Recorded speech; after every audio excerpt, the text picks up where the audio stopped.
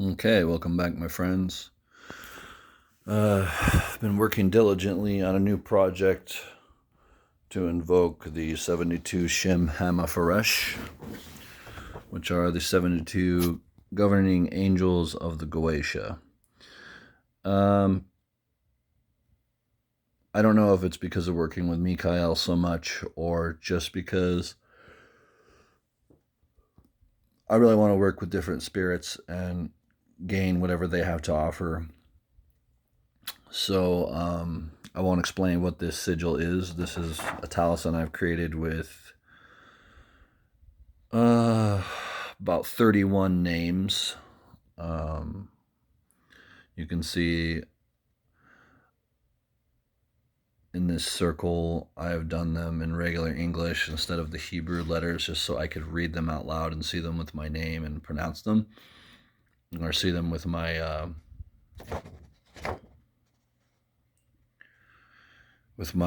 normal English reading mind.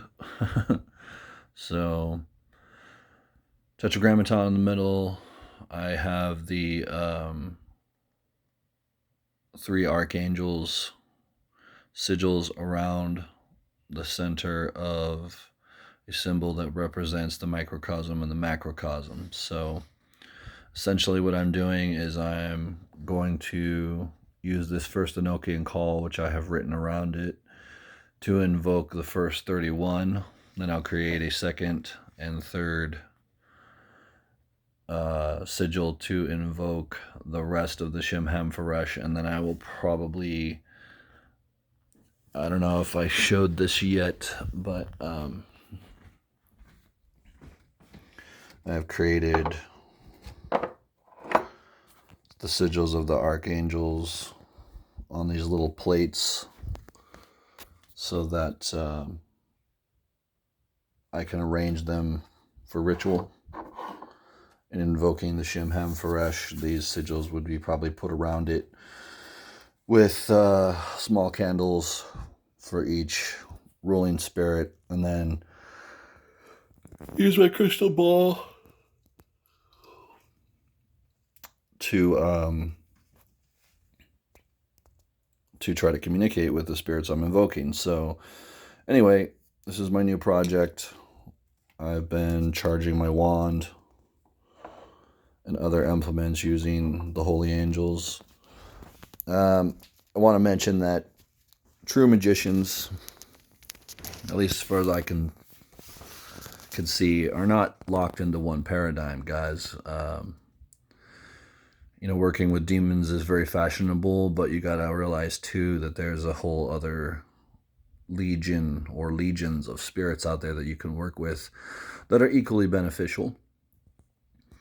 One of the reasons I want to work with some of the Shem Hamfaresh angels is because, not that they're so different, but that angelic beings have a tendency to vibrate at a higher frequency. So if you're always working with the Goetia, you'll have a tendency to get caught up in those lower vibrations, which is why I still do LBPR, LBHR, the Star Ruby, and a lot of other banishing rituals just to keep myself sane, basically. But I thought I would share this first sigil with you because I really want these videos to be basically my new way of documenting my magic. So when I'm not doing book reviews, which, by the way, I've got around 20 new books in my collection that I'll be slowly bringing to light. But, everybody seems to be working with the darker current, and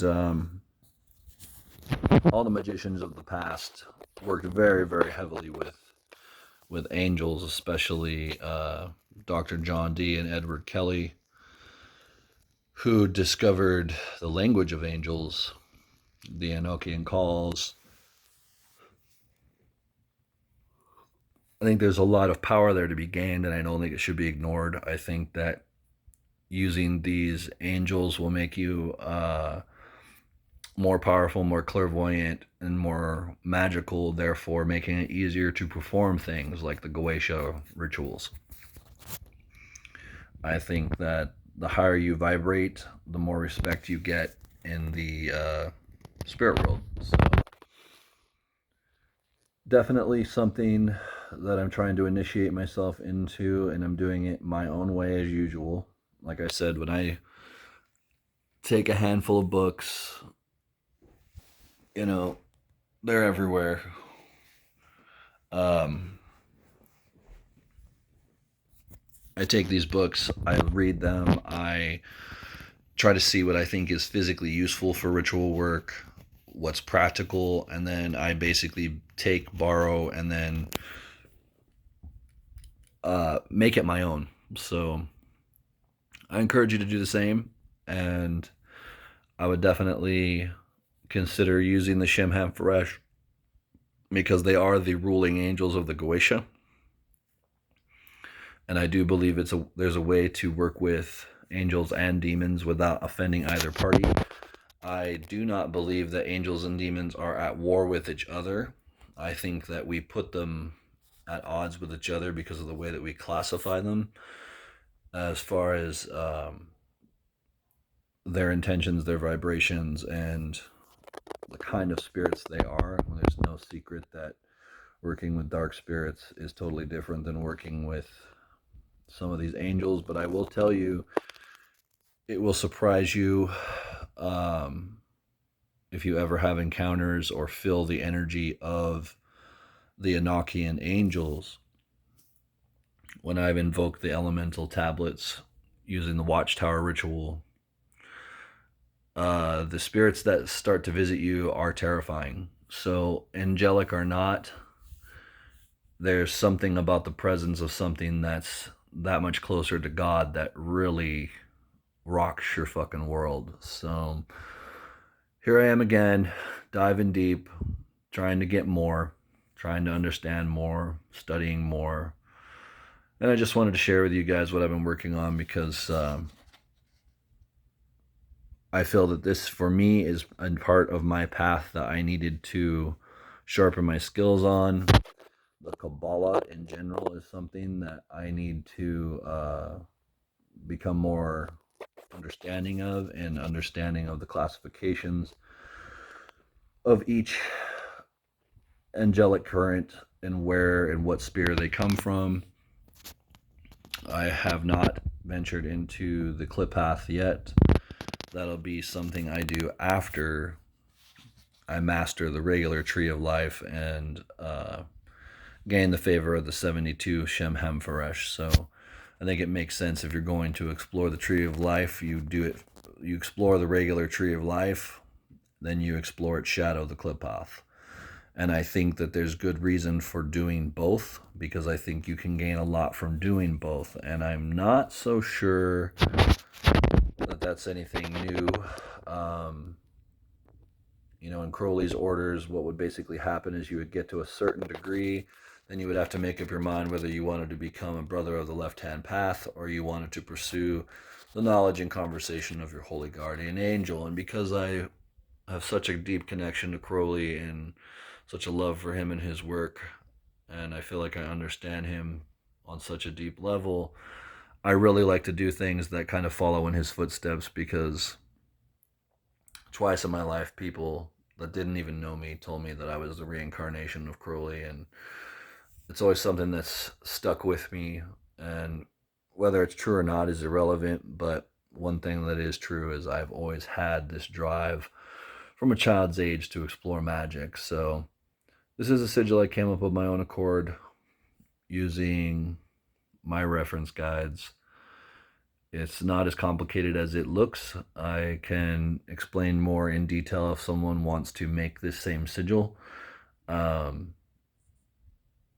I think that this is going to be a powerful sigil because I'm going to charge it using the Latin invocations for each angel.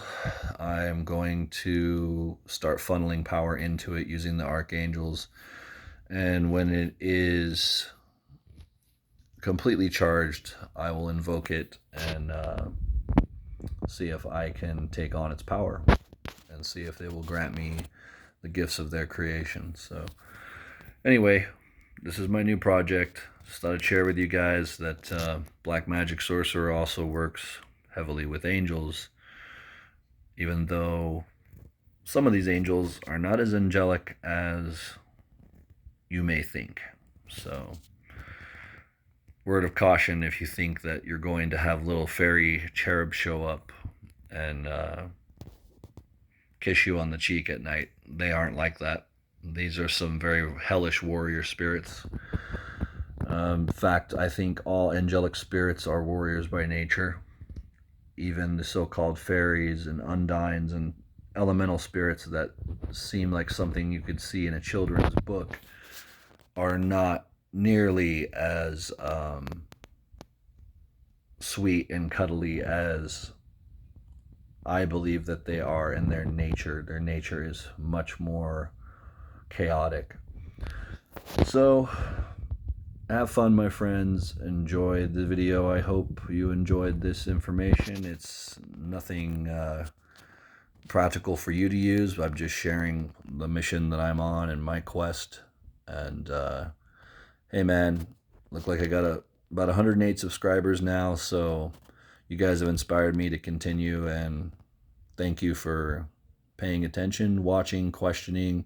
And I'm so glad to see that so many of you are commenting that you're buying the books that I review, because I truly feel that a physical book is way more powerful and has way more meaning than a digital Kindle book. You can actually put your blood right on the sigils in those books and make the books themselves into a magical implement. In fact, on Carrie's channel, Carrie had an old Bible. I believe it was an old Arabic Bible or old copy of the Quran. I can't remember which, but that book was impregnated with 2 jinn spirits. And, you know, a book can actually be made into its own magical talisman in itself. So keep that in mind, that when you buy books, you read them, you make them their own. Those books do take on a life of their own if you invoke the magic that's in them. So, dark blessings, my friends. We'll be back for more later.